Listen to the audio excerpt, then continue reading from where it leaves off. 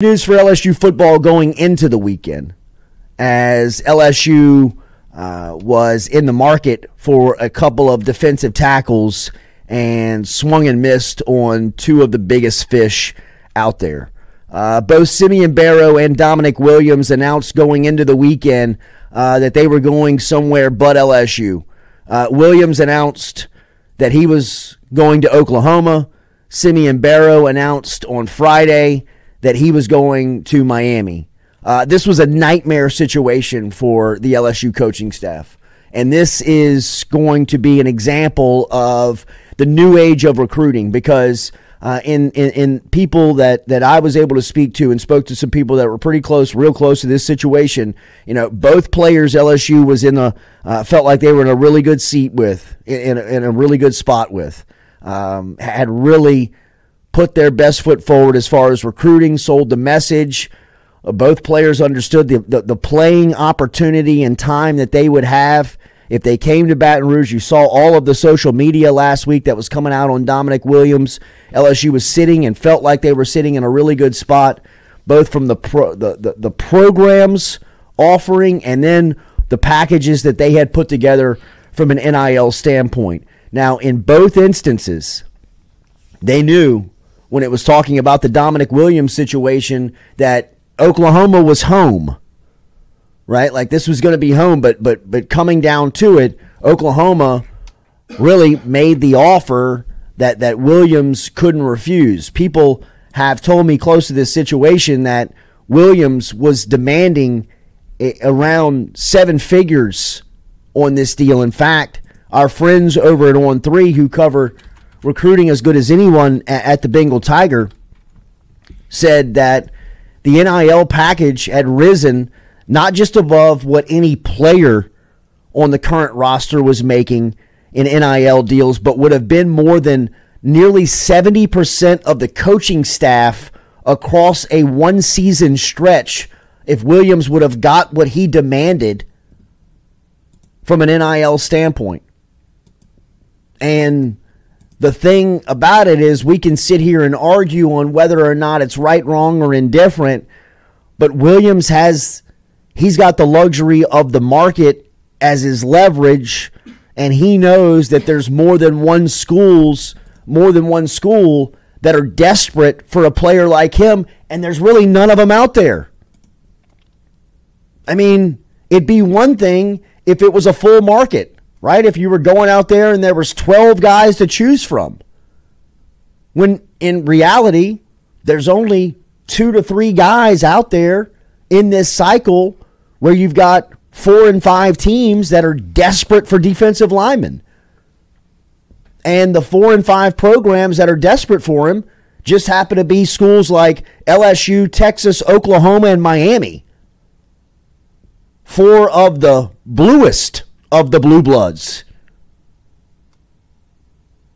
and schools that have committed from an NIL standpoint. I think this was an eye-opening experience for the LSU executives, for the LSU personnel behind the NIL movement here, behind the collective. There's all types of shakeups that's happening behind the scenes on the collective and the personnel and what's going on and how the money is managed.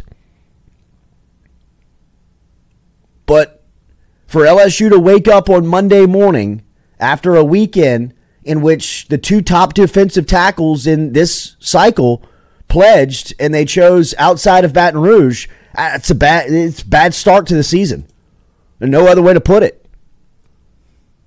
Really, I mean, this isn't coming from this show. This show's not being overly dramatic and saying, hey, the season's off to a bad start. It's coming from the program. Brian Kelly said it when he wrapped up his spring press conference. Hey, we're making no secrets about it. We need defensive tackles. We're going after defensive tackles. We're putting our foot to the gas pedal, and we are mashing the gas towards defensive linemen. All right, sweet. Go get them. You hire Bo Davis, you bring him in, and you give him his responsibility. Here's your task. Fill your room up. Fill your room up with guys that can play.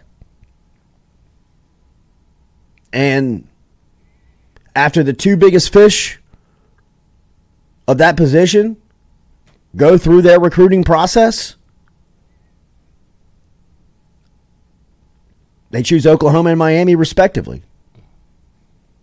And it's very easy to be on this side and say, well, they paid more. They paid more NIL. If they did, they did.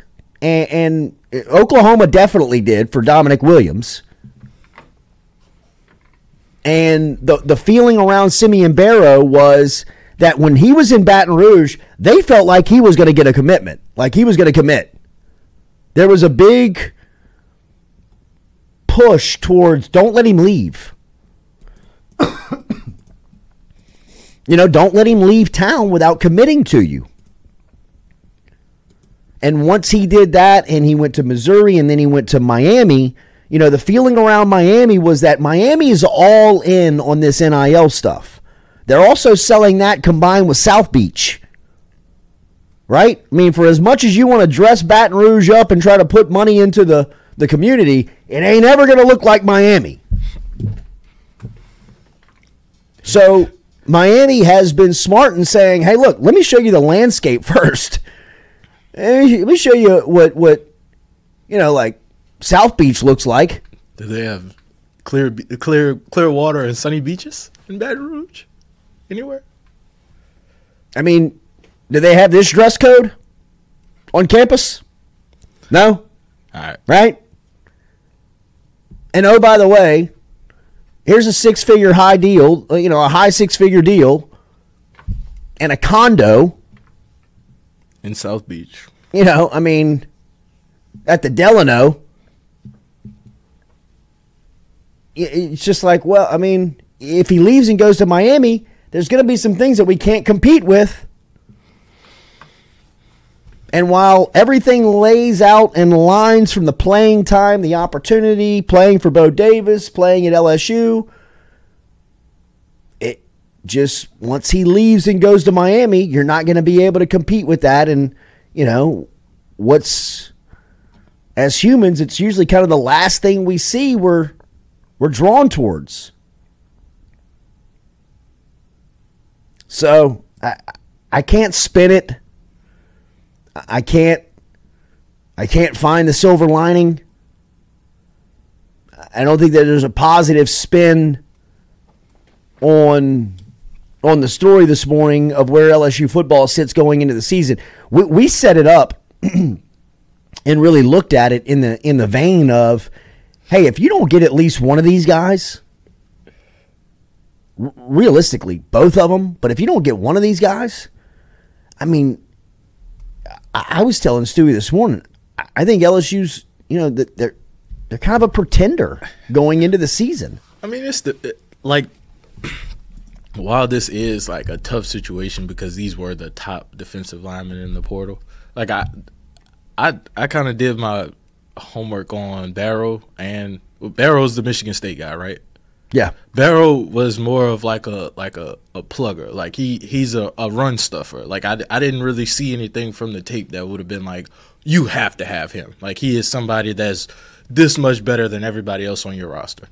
But Dominic Williams was one that I was like, okay, well you kind of have to have him because he is a run stuffer and he's a threat in the middle to push the pocket, push the quarterback off his spot. Like he was that type of guy at TCU. But Barrow was more of just a run guy, like a run stuffer. I just didn't think I don't think even for the LSU people, I would just say like they probably just didn't think it was worth it. Like because I think they had they probably had the figures to pay both of them, but it's like, are we really going to overextend ourselves for a player that we don't know for sure is going to make an impact? Like a Jordan Jefferson. Like last year when you got Jordan Jefferson, you were like, oh, wow, like the tape jumps. Well, look what Jordan Jefferson did to you. Exactly. Look what he did for – if you don't have Jordan Jefferson last year, you're in bigger trouble than you were defensively, if you can imagine that. Right, but I'm saying like Jordan Jefferson also came from a place where he had production. Sure. Like he showed things that he was a premier like interior defensive lineman that you needed to have. So, market value is dictated by the market, right? Like, I mean, it's dictated by who's available, right? I mean, the draft market of the quarterback every year is set by the field, who's in it. this year's quarterback draft stock was very high. Next year's draft capital, when you look at the quarterback, it's not a good year. I mean, it's going to be set by kind of who's in the field. Yeah. When you look at this year's defensive tackle transfer portal selection, while you look at Williams, you look at Barrow, and they may not be, the top two guys out there or some of the best. They may just be the best of what is being offered. They're the ones that are dictating the market. And when you have teams like LSU, Miami, Texas, Oklahoma, who are in a desperate state of not just finding like these 4 and 5 star guys, they need bodies. Like they need a breathing human being with a heartbeat that can sit in a room, and if they get into a spot where they have to play somebody, then they gotta put them on the field. That's where LSU is. I mean, like realistically, now we're really like saying out loud, like Dominic McKinley's got to come in and be a player. See, like this is what the LSU quarterback discussion used to be, and it's easier outside of the quarterback position, but there's still a transition from high school to college football, and I would say the steepest is obviously quarterback, right? Like there's a mountain that's no steeper than trying to climb if you come out of high school and have to play directly D1 college football your first year, your true freshman season. We've seen it, right? Jarrett Lee, Anthony, guys just melt. It's just not, it's not made for that. There are some outliers. It happens, and I'm not saying that it's impossible, but rarely do you find that player that can step in and play a high level first year out of high school in college. There's got to be some type of transition. I would say that the second hardest position to make that transition into would be defensive lineman, just because the difference of grown man strength between kid strength is undeniable, immeasurable, 100% exists, right? I mean, we all fought our dad until a certain point where you're like, man, 16, 17, 18 years old, I look like I'm in great shape, right? Like, I mean, like the mirror tells me I'm all puffed up and got muscles, but then you put your hands on a grown man and you're like, maybe I'm not that strong.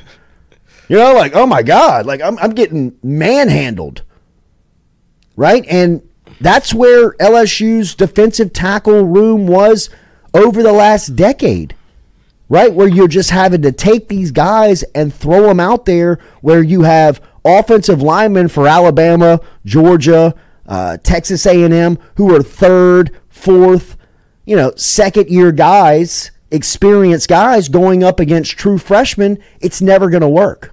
It's never going to work. Dom McKinley is going to be a superstar. Dom McKinley is a superstar. He's a standout high school player. He's one of the best defensive linemen in this year's cycle, and it's inarguable.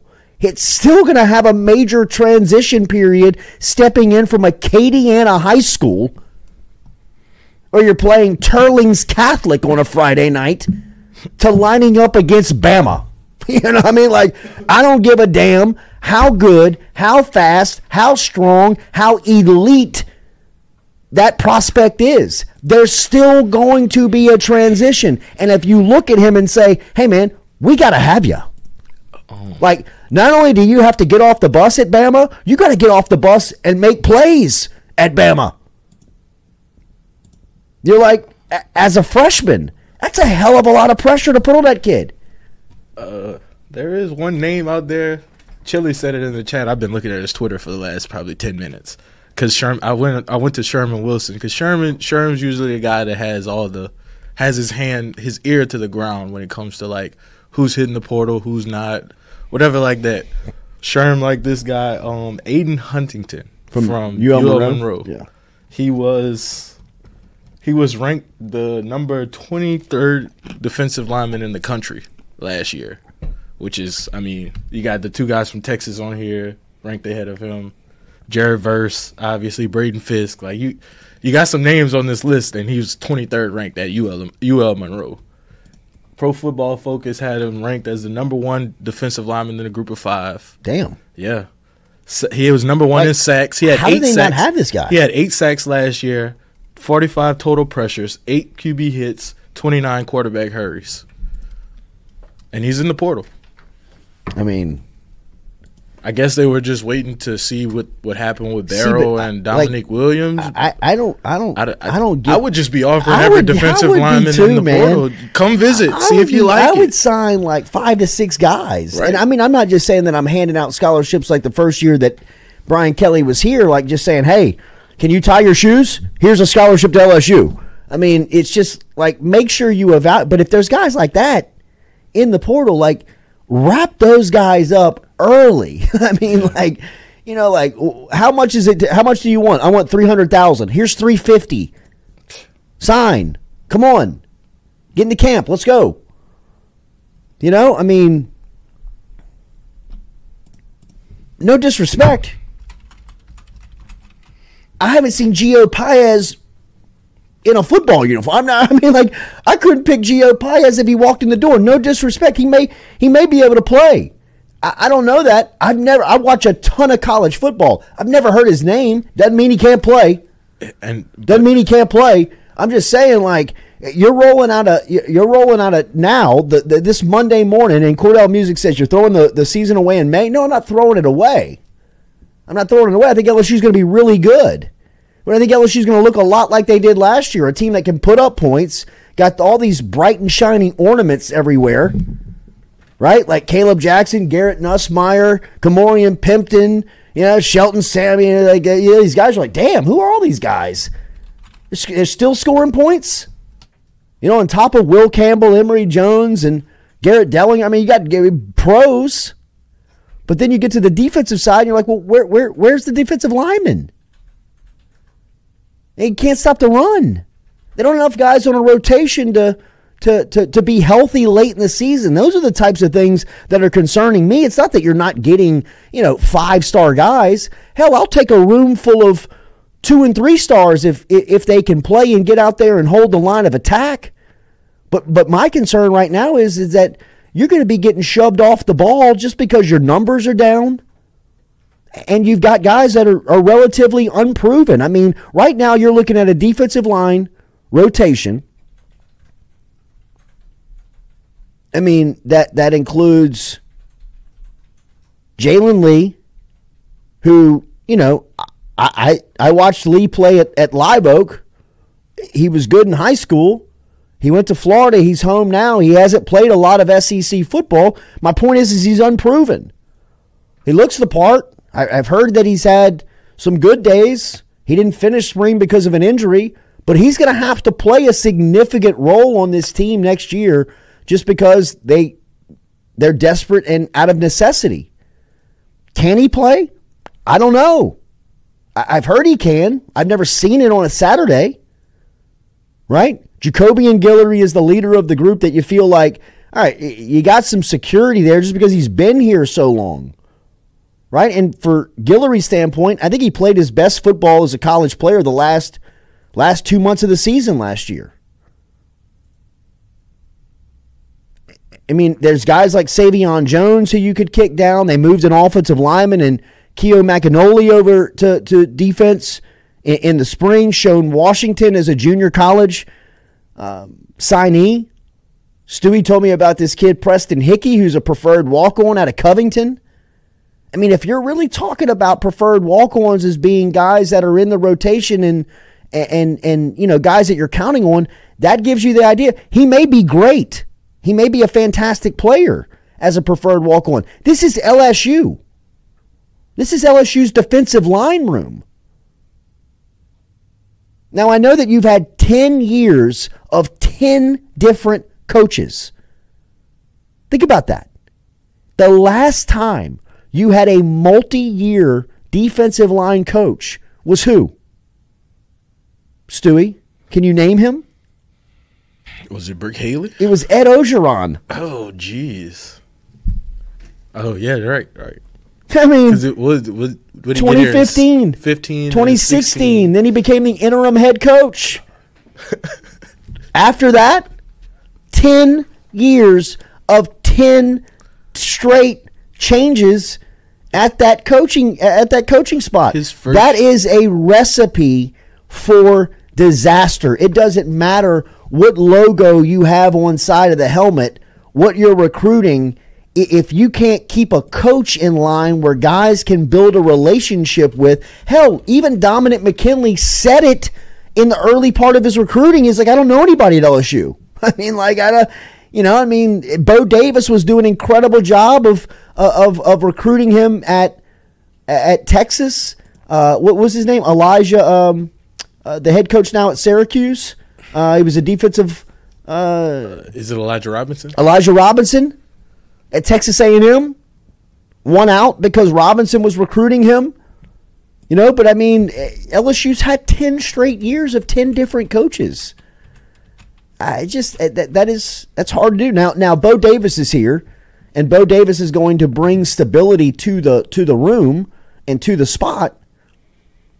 But right now, you're suffering from that. You're suffering from just nobody really knowing. Like, who's going to be my coach? Is it going to be Andre Carter, or is it going to be Meatball? Yeah, or is it going to be who's our boy from last year who they can't get rid of? T. Jenkins. I mean, yeah, Bob Diaco. Yeah, Bob Diaco. I mean, it's been a revolving door. So you've got defensive tackles in the portal. Stewie, he brought up Aiden Huntington, who's at ULM. You've got guys like Anthony Dunn, who's over at Florida Atlantic. C.J. West is at Kent State. Curtis Perry went in from Alabama last week. You got guys like Johnny Bowens at Oregon. I mean, there are names left in the portal, right? But obviously, after the evaluations, everybody was going after Dominic Williams and Simeon Barrow. And, LSU just kind of swung and missed, man. Not kind of. They did. They swung and missed. All right, so I again, like Coriel, I don't want to. I'm not throwing a wet blanket on the season in May, but for all intents and purposes, this is the season. Like, we're in the season. Like, you have to. This was part of the season. We mentioned it last week. We can't now, pull the plug on it and say, well, it's not that big of a deal, when last week we were saying this is a huge deal. This is a huge week. Gotta have them. You know what I mean? Like, you got to get at least one. Preferably you want both, but you got to get at least one. And to wake up on Monday morning and have none, that's a big deal. It's a big deal. It doesn't mean that the season is over. It doesn't mean that the season is gone. But it feels like it's more challenging, for sure. It definitely feels like it's going to be a hell of a challenge from this point.